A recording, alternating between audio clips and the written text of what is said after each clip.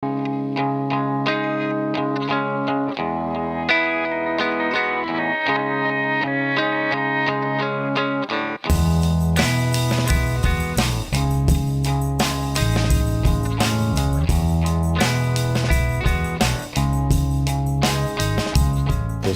7 класса я уже окулировку делал, так, любил это дело.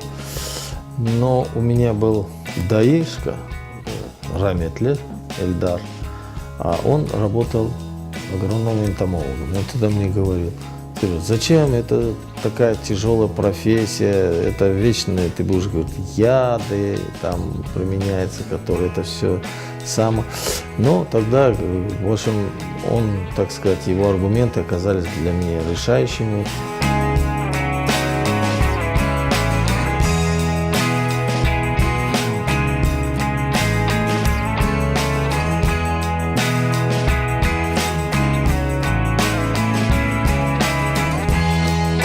Я знал, что здесь нужен врач-стоматолог и врач-терапевт, учитывая, что супруга у меня врач-терапевт, и нас здесь приняли очень хорошо.